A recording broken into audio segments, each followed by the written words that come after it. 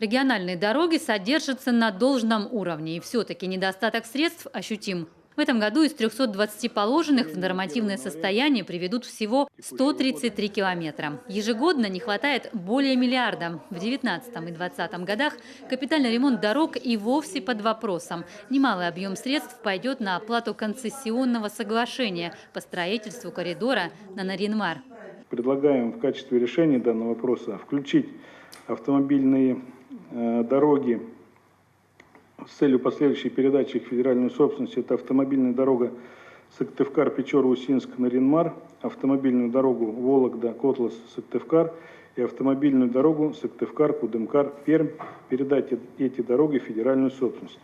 Вынести на комиссию правительства Российской Федерации вопрос об оказании финансовой поддержки Республики Коми в размере 2,5 миллиарда на реализацию проекта государственного частного партнерства. В прошлом году проект автодороги Сыктывкар-Нарьян-Мар вошел в программу поддержки инвестпроектов, и регион рассчитывал привлечь до половины федеральных средств. Но правила изменились, и теперь поддержка только на строительство дорог, подлежащих эксплуатации, на платной основе. Такая практика не подходит нашему региону. Приезд Евгения Сергеевича связан с тем, что есть проблемы, которые в республике невозможно решить. Здесь обязательно нужно участие федерального уровня.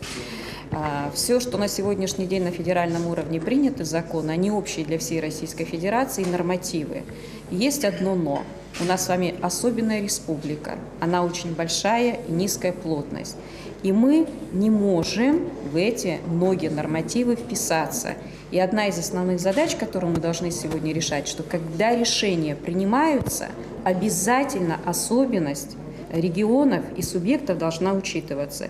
Большие расходы – это инвестиции в завтрашний день. Для труднодоступных северных территорий транспортная инфраструктура имеет жизненно важное значение для экономического развития территории, а значит и для населения. Будущее Коми именно в роли крупного узла в единой товаротранспортной системе страны. Сами понимаете, что это все-таки отдаленные средства, обязательства, и регион будет все равно их платить. Но с какой нагрузкой это будет проходить, в какое временное время и насколько будет качественно выполнена работа, здесь, конечно, ответственность обоюдная. И концессионеры, концедента в этой части мы себе ответственность не снимаем. И здесь, конечно, если будут урегулированы дополнительные моменты, которые в том числе присутствуют в концессионных соглашениях, я думаю, что эту практику, в принципе, в таких территориях, как Республика Коми, с территории, где недостаточное количество, скажем, для платных дорог оснований, конечно, можно применять. И это действительно облегчит и улучшит соответствующее состояние транспортной инфраструктуры.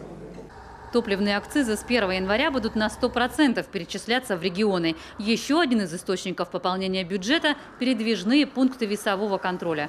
Сразу несколько десятков. Сейчас в Коми их лишь 8. Тогда и дороги будут целее, и дополнительно 1,5–2 миллиарда в дорожный фонд. Председатель профильного комитета оценил и шаги руководства Коми по повышению эффективности пассажирских перевозок. Мы считаем, что надо поддержать их, чтобы заправок стало газовых больше.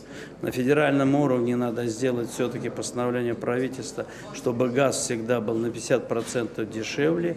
И основном, может быть, перейти на короткие расстояния, где есть по 20–30 километров поселки, где живут жители и не имеют сообщения с городом, сделать экспрессы или полуэкспрессы.